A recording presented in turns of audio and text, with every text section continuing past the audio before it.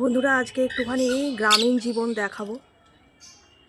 এই বাড়ির ছাদ থেকে দেখাচ্ছি।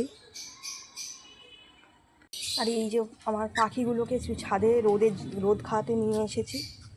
এই একটু অসুস্থ, মাথায় ঘা, এই যে মাথায় ঘা হয়ে একটা কামড়ে কামড়ে ঘা করেছে। এখানে আমার ঘুঘু পাখি আছে। আর এই হচ্ছে এইদিকে পুকুর, এই যে এই গাছপালা, হ্যাঁ।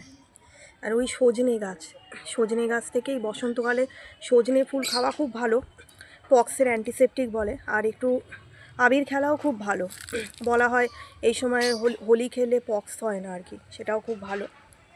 আর এই যে এখানে সজনে ফুল পড়ছে, এই যে কুকুরটা দৌড়ে দৌড়ে আসছে, একটা বাচ্চা কুকুর। শীতকালেই কুকুরের বাচ্চা হয় বেশি আর কি।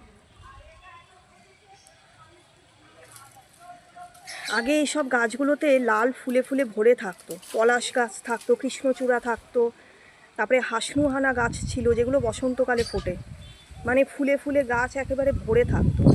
এখন চারিদিকে গাছপালা কেটে কী অবস্থা করেছে, সেই ছোটোবেলার স্মৃতিগুলো মনে পড়লে কান্না পায়। আর ওই পেছনের দিকটাতে, মানে বর্ষার দিকে যখন বর্ষাকাল হতো তখন আর কি কচুরিপানার ফুলে হলুদ হয়ে থাকতো। আর একদিকে কচুরিপানার বেগুনি রঙের, হলুদ বলছি, ভুল বললাম, বেগুনি আর কি। একদিকে কচুরিপানার বেগুনি ফুলের সম্ভার, একবারে দূর দূরান্তে বেগুনিভাবে দেখা যেত। আর তার পাশ দিয়ে হচ্ছে সর্ষে গাছের ছিল, সেই হলুদভাবে সর্ষে, মানে দুদিকটা এত সুন্দর লাগতো, একদিকে বেগুনি আর একদিকে হলুদ সর্ষে, দারুণ লাগতো। সেই সব জিনিস এখন অতীত আর কি। গাছপালা কেটে বাড়িঘর করে চারিদিকটা রাস্তাঘাট করে কি অবস্থা হয়েছে, এখন আর সেই পরিবেশ চোখে দেখতে পাই না।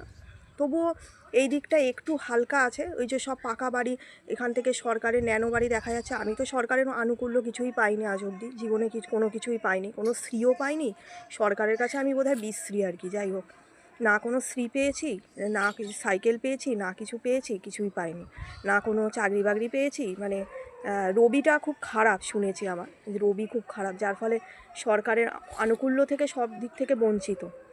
যাই হোক, আমি এসব বলতে আসিনি, আমি দেখাতে এসেছি। আর মনের কষ্ট আর কি বলবো, এই যে এদের সব ন্যানো বাড়ি করে দিয়েছে। জমি ছিল অবশ্য, আমার তো জমিও নেই, কিসের ওপর আর বাড়ি করবে, জমিও নেই এই ব্যাপার। যাই হোক,